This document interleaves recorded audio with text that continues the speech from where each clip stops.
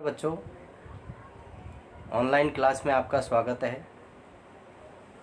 अभी तक हमने आपको हमारी जो पुस्तक है आरोह भाग 2, जिसमें से जो कविता पढ़ाई है आपको,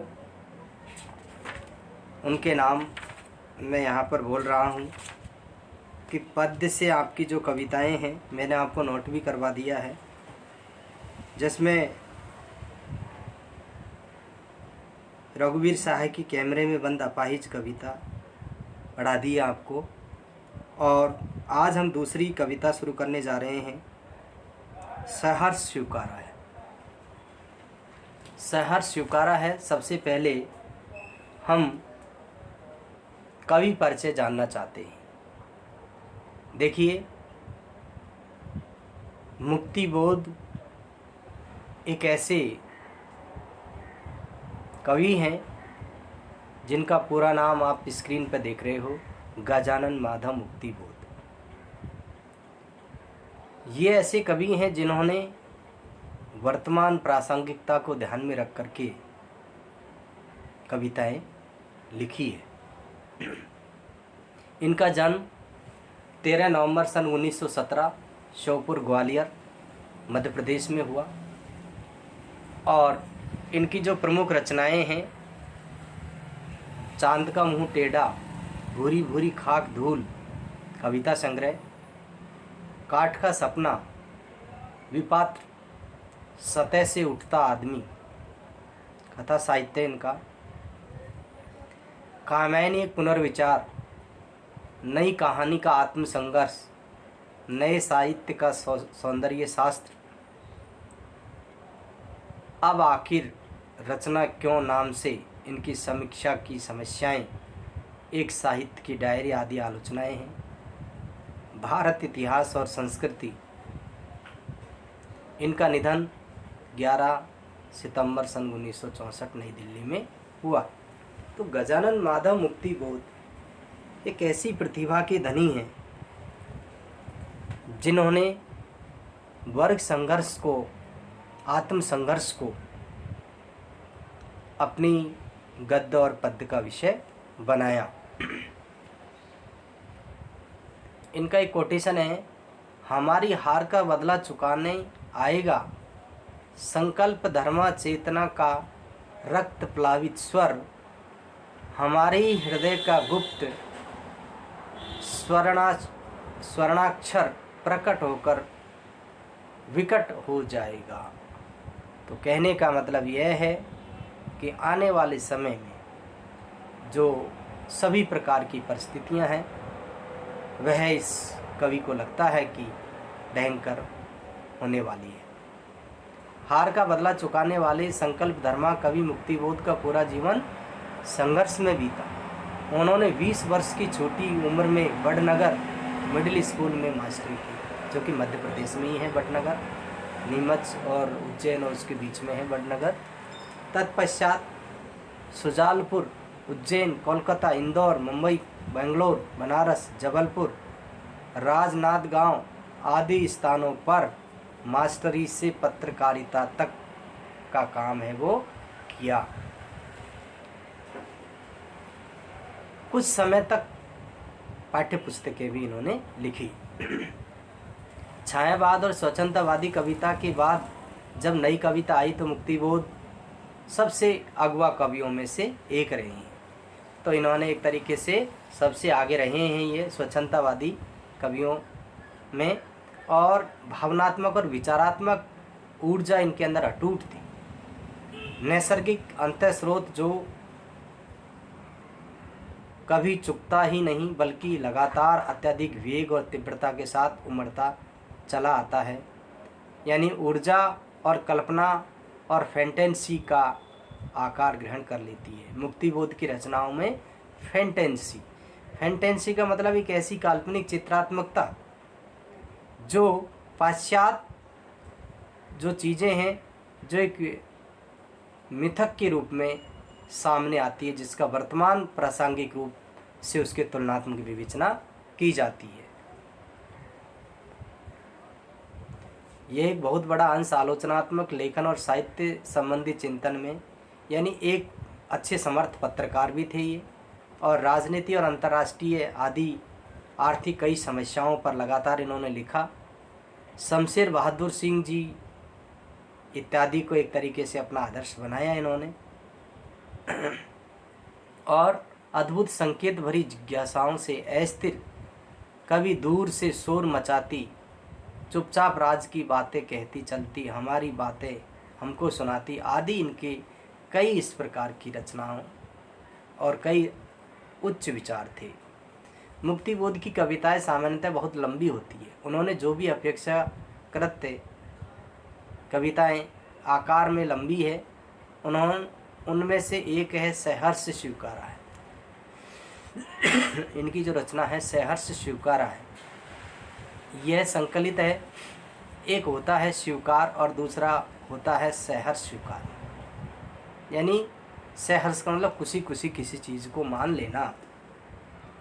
यह कविता जीवन के सब सुख दुख, संघर्ष, अवसाद, उठा पटक आदि भावों को अंगीकार करने की प्रेरणा है वो देती है।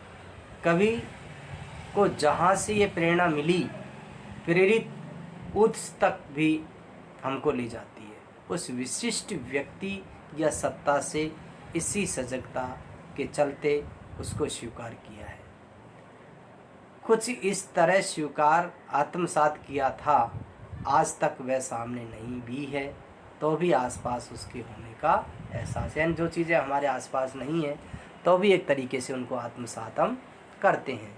मुस्कुराता चांद ज्यों धरती पर रात भर, मुझ पर त्यों तुम्हारा ही खिलता वह चेहरा। और इस तरीके से यह इनकी श्रृंगारिकता है इसमें, और उस श्रृंगारिकता को इसमें एक तरीके से इन्होंने सहर्ष स्वीकारा में दिखाने का प्रयास किया है। देखिए, चूँकि यह एहसास अप्लावनकारी कविता का मैं उसकी भाव प्रवणता के निजी पक्ष से उभरकर सिर्फ विचार की तरह उसे जीना चाहता है, क्योंकि वह बृहत्तर विश्व की गुत्थियाँ सुलझाने में उसकी मदद करेगा। वह दिवंगत माँ, पत्नी, बहन, सहचरी कोई भी हो सकती है। यानी इन्होंने जो श्रृंगारिक वर्णन किया है उसमें या किसी उल्लेख नहीं किया है कि अपनी एक तरीके से सहचरी भी हो सकती है, अपनी माँ बहन भी हो सकती है। सहज स्नेह की ऊष्मा जब विरह में अग्नि शिखा सी उद्दीप्त हो उठी है, थोड़ी थोड़ी सी निसर्गता भी एकदम से जरूरी हो आई है, और वह चाहने लगा है, मोह मुक्ति चाहने लगा है कि भूलने की प्रक्रिया एक अमावस की तरह उसके भीतर इस तरह घटित है कि चांद जरा सा ओट ले, अंधेरे के समान हो तो चित्त की ताकत बढ़े। लगातार ये भौतिक और मानसिक आलंब अंदर एक अज्ञात भय भी कायम करता है। ममता के बादल की मंडराती कोमलता क्योंकि भीतर पिराती है, बहलाती है, सहलाती है, आत्मीयता बर्दाश्त नहीं होती। इस दृढ़ता तजन्य कठोरता के बड़े मानव मूल्य हैं। तो इस तरीके से यहाँ पर उन्होंने श्रृंगारिकता को भी दिखाया है और किस प्रकार से यहाँ पर बताया है कि अतिशय प्रकाश से आंखें चौंधिया जाती है, इसीलिए किसी हद तक वर्णे अंधेरा भी विस्मृत का अंधेरा। आदमी हरदम सब कुछ याद करते चले तो जीना ही मुश्किल हो जाए। तमसो माँ ज्योतिर्गमया, अर्थात आदमी को एक सा हमेशा नहीं सोचना चाहिए, क्योंकि एक सा सोचने पर आदमी एक तरीके से जी नहीं पाएगा, ऐसा मुक्तिबोध जी का मानना है। यदि एक प्रकार का सच है तो उतना ही बड़ा सच है पाताली अंधेरे की गुफाओं में डूबना, भूलना दंड सही फिर भी पुरस्कार मानकर ग्रहण करना चाहिए। यानी एक तरीके से अंधेरा या दुख हमें कष्ट देता है, लेकिन उस कष्ट को भी हमें दंड स्वीकार कर मान लेना चाहिए, उसे भी पुरस्कार, क्योंकि दुख की रजनी बीच विकसता सुख का नवल प्रभात। ये जयशंकर प्रसाद जी ने भी छायावाद के अंदर कहा है कि दुख के बाद में सुख का आगमन होता है। धुएं के बादल भी पूर्ण विस्मृत घटित नहीं कर पाते, यादों का धुंधला वहाँ भी है। यहाँ पर एक आंतरिक विचारों को स्पष्ट किया है कि जिस तरीके से धुएं के बादल कभी आकाश की उस चमक को कम नहीं कर सकते, यादों का धुंधलापन भी वैसा ही है।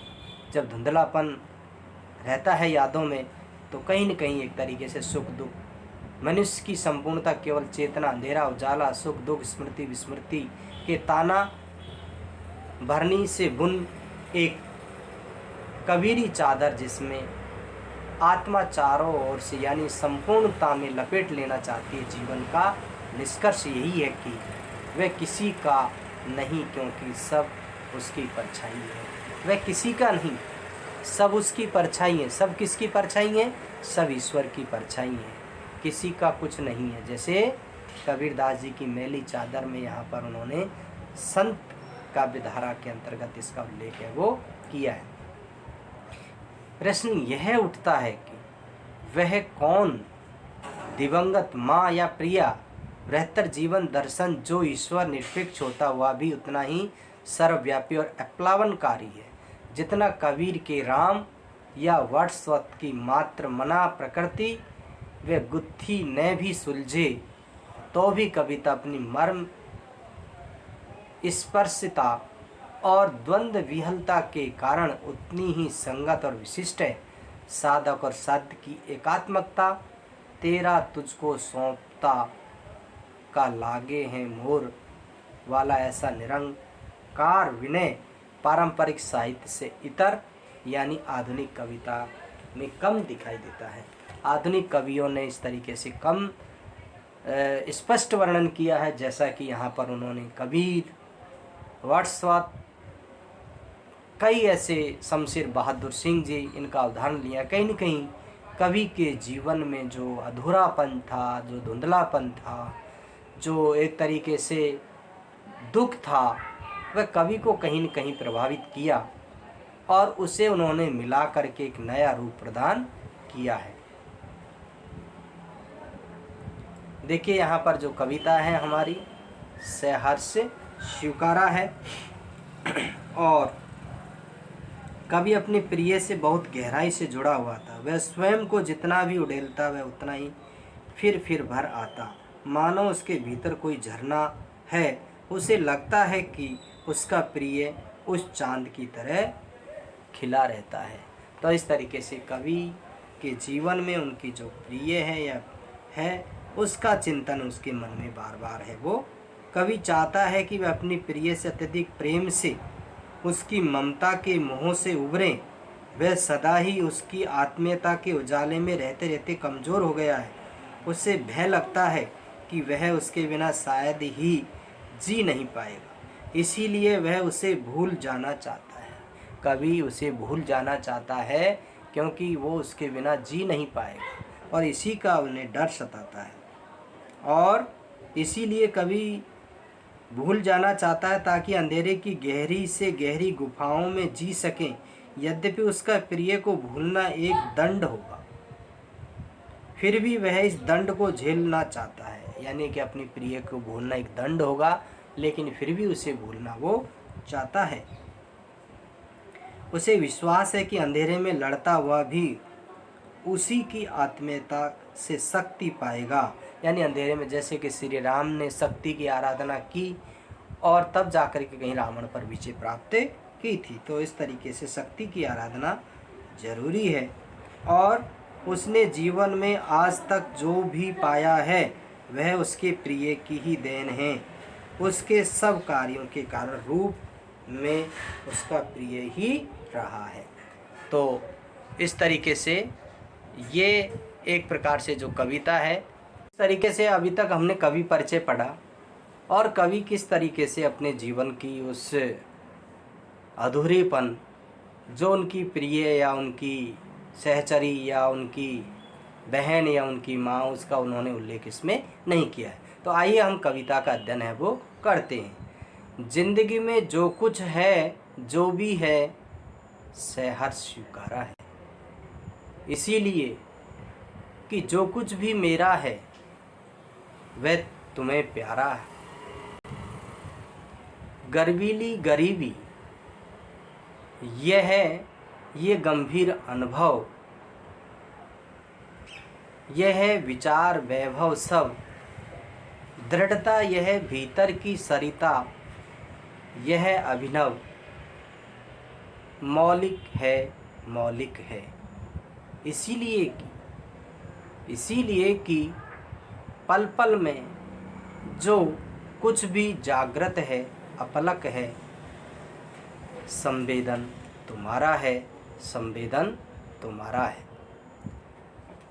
कवि गजानन माधव मुक्तिबोध जी ने स्पष्ट करना चाहा है कि जिंदगी में जो कुछ है, जो भी है, अर्थात जिंदगी में जो कुछ है, जो मेरे अंदर चल रहा है, जो मेरे भीतर है, या जो कुछ मैं महसूस करता हूँ मेरे जीवन में, और जो भी रहा है या जो कुछ मुझे मिला है, जिसको मैंने प्रत्यक्ष या अप्रत्यक्ष रूप से देखा है, सहर्ष से स्वीकारा है।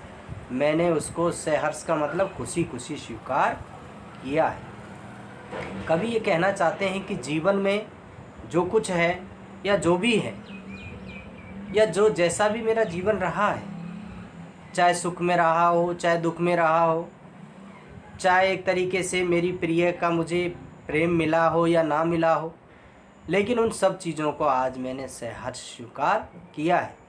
इसीलिए कि जो कुछ भी मेरा है वह तुम्हें प्यारा है। कभी क्या कहता है कि जो कुछ मेरा है, जो कुछ क्या है कवि का, जैसे कि सुख या दुख या जीवन से जुड़ी हुई जितनी भी जो यादें हैं वह तुम्हें प्यारा है, अर्थात वह तुम्हें प्रिय थी। कवि यहाँ पर ये इसलिए कहना चाहता है क्योंकि कवि का जो जीवन है उस बात को अब महसूस करना चाहता है, उस चीज़ को मान लेना चाहता है, उस दुख को भूल करके उसमें सुख खोजना चाहता है कवि। इसीलिए कहता है कि इसीलिए जो कुछ भी मेरा है वह तुम्हें प्यारा है। चाहे मेरे जीवन में सुख रहा हो, चाहे दुख रहा हो, जो कुछ भी मेरा है वह तुम्हें प्रिय रहा है। गर्वीली गरीबी यह है, ये गंभीर अनुभव, सत्ता ये विचार वैभव सब। गर्वीली यानी अपनी बात पर घमंड करना, अपने शरीर पर घमंड करना। गरीबी दरिद्रता, घमंड, इतराना या गरीबी ये गंभीर अनुभव की सत्ता है। ये गंभीर अनुभव है। जो व्यक्ति जानते हैं कि जीवन में अच्छाई क्या है, बुराई क्या है, जीवन में घमंड क्या है और गरीबी क्या है, ये सब अनुभव की एक सत्ता है। यह विचार वैभव सब, इस प्रकार के जो विचार है, सुख सुविधाएं हैं, इस प्रकार के जो सुख आनंद हैं, ये सब क्या है, एक तरीके से दृढ़ता, यह भीतर की सरिता का अनुभव मौलिक है, मौलिक। जो हमारे भीतर की जो आंतरिक जो नदी की तरह बहती है, ये अभिनव का मतलब एक नया प्रयोग है। कवि अपने जीवन में एक नया प्रयोग करना चाहता है कि मेरे जीवन में जो प्रेम था, अब उस प्रेम को मैंने अंधेरे की ओर ले जा रहा हूँ। जो प्रिय की जो धुंधली यादें हैं उसमें अब कवि जो है वो घमंड नहीं कर रहा है, उसमें दरिद्र हो गया है, और यह उनका एक गंभीर अनुभव है। और ये गंभीर अनुभव की सत्ता क्या है, विचारणीय है, सुख सुविधाएं सब कुछ है। ये दृढ़ता, मतलब ये दृढ़ता हमें अपनानी ही होगी, ये मजबूती हमें अपने आप को करनी ही होगी। भीतर की सरिता ये अभिनव है, यानी हमारे भीतर जो नदी की तरह उफान है, ये एक तरीके से एक नया प्रयोग है, मौलिक है, मौलिक, अर्थात ये एक मौलिकता है। और इस मौलिकता को यहाँ पर कवि ने स्पष्ट करना चाहा है, यानी कि गर्भ भरी गरीबी मेरे जीवन के गहरे अनुभव, मेरा गहरा विचार चिंतन, मेरे व्यक्तित्व की दृढ़ता, मेरे मन में बहती भावनाओं की नदी, मेरे अन्य नए नए रूप, ये सब अपने आप में मौलिक है। यानी कि मेरे अंदर बहने वाली भावनाओं की जो नदी है, ये अपने आप में क्या है, एक तरीके से ये सब कुछ मौलिक है। यानी कवि ने एक नया जो रूप, यहाँ पर जो पिक्चर दिखाई है चाँद, अब चाँद में भी एक तरीके से अंधेरा दिखाया गया, तो कवि यहाँ पर सुख भोगा, लेकिन उस सुखों को छोड़कर अब दुख में भी अब सुख ढूंढना चाहता है। इसीलिए कि पल पल में जो कुछ भी जागृत है अपलक है। इसीलिए कवि का मानना है कि पल पल में जो कुछ भी जागृत होता है, यानी कि प्रत्येक क्षण जो भी विचार मन में आते हैं, इनकी मौलिकता का मूल कारण है कि मेरे जीवन की जो गतिशील चेतना है, जागृत का मतलब गतिशील चेतना, अपलक संवेदन तुम्हारा है। और इस तरीके से कवि यहाँ पर कहता है कि गतिशील जीवन की जो प्रेरणा और उपलब्धि है, उसमें तुम्हारी प्रेरणा का कार्य कर रही है। यहाँ पर कवि ये मानता है कि जो कुछ एक तरीके से है, पल पल कवि जो कुछ भी जागृत है अपलक है। अपलक का मतलब है जो अदृश्य है, जो कुछ भी है वह अपनी प्रेयसी संवेदन तुम्हारा है। यानी उसमें जो कुछ भी अच्छा है वो अपनी प्रेयसी का है। बाकी कवि ने अपने जीवन की उस गहराई को, उस अच्छाई को पहचान लिया है। तो एक बार दोबारा से, जिंदगी में जो कुछ है, जो भी है, सहर्ष स्वीकारा है। कवि ने शुरू में ही स्पष्ट में ही कर दिया है कि मेरा जीवन अच्छा बुरा, सुख दुख, कष्ट पीड़ा, गरीबी अमीरी, जो कुछ भी रही है उसको सहर्ष मैंने स्वीकारा है। इसीलिए जो कुछ भी मेरा है वह तुम्हें प्यारा है। अर्थात जो कुछ भी मेरे जीवन में है, अच्छाइयाँ हैं और जो बुराइयाँ हैं, वो तुम्हें प्रिय है। गर्बीली गरीबी, अर्थात जो गर्बीली गरीबी है, ये एक तरीके से एक अनुभव है जीवन का, और उसमें सुख सुविधाएं हैं, वह हमारे मन के भीतर एक तरीके से उन एक धुंधली यादें बन जाती है। और यहाँ पर कवि ने उसको एक नदी के रूप में माना है कि वह जो नदी है भावनाओं की, वह नदी में मैं बहता जा रहा हूँ, और विचार वैभव सब मौलिक विचार, मौलिक भाव पैदा उसमें हो रहे हैं। और इसीलिए कवि कहता है कि जो कुछ उपलब्धियां हैं, जो कुछ गतिशीलता है, वह सब अपलक है, यानी अदृश्य है, और जो कुछ मैं पा रहा हूँ उसमें तुम्हारी ही प्रेरणा है, और तुम्हारी एक तरीके से प्रेरणा उसमें कार्य है, वो कर रही है। आगे हैं, जाने क्या रिश्ता है, जाने क्या नाता है, जितना भी उड़ेलता हूँ भर भर फिर आता है। दिल में क्या झरना है, मीठे पानी का सोता है, भीतर वह ऊपर तुम, मुस्कुराता चांद जो धरती पर रात भर, मुझ पर त्यों तुम्हारा ही खिलता वह चेहरा है। जाने क्या रिश्ता है, जाने क्या नाता है। इसलिए कवि ये कहना चाहता है कि न जाने क्या रिश्ता है और क्या नाता है, ये मुझे मालूम नहीं है, ये मुझे पता नहीं है, लेकिन जितना भी उड़ेलता हूँ, मैं जितना भी बाहर करना चाहता हूँ, मैं जितना भी भूलना चाहता हूँ, भर भर फिर आता है। बार बार वही यादें, वही सुख जो हैं, उस धुंधली याद में भी मेरा पीछा नहीं छोड़ते हैं। दिल में एक झरना है, दिल में क्या बन गया, एक झरना है। जैसे झरने का पानी कभी समाप्त नहीं होता है, ठीक उसी प्रकार से मेरे अंदर भी तुम्हारी जो यादें हैं उसका झरना बहता रहता है, मीठे पानी का सोता। और वो झरना जो है बहुत ही मधुरतापूर्ण है, मिठासपूर्ण है, जैसे पी करके ऐसा लगता है जैसे आनंद की अनुभूति होने लगती है। भीतर वह ऊपर तुम, ऐसा लगता है जैसे कि भीतर वो मेरे पानी का झरना है और ऊपर उसमें तुम दिखाई देती हो। मुस्कुराता चांद जो धरती पर रात भर, जैसे कि धरती पर नीचे अंधेरा होता है लेकिन आकाश में रात भर चांद है, वो मुस्कुराता रहता है, अपनी चांदनी बिखेरता रहता है। ठीक उसी प्रकार से मेरे अंधेरे में भी तुम्हारी जो खुशी है वह हमेशा बिखरती रहती है। मुझ पर त्यों तुम्हारा ही खिलता हुआ चेहरा है, हमेशा मुझ पर तुम्हारा ही वो खिलता चेहरा हमेशा याद आता है। तो बच्चों, इस तरीके से ये आज बस इतना ही। कल दोबारा हम आगे से हम पढ़ाएंगे। धन्यवाद एवं शुभ।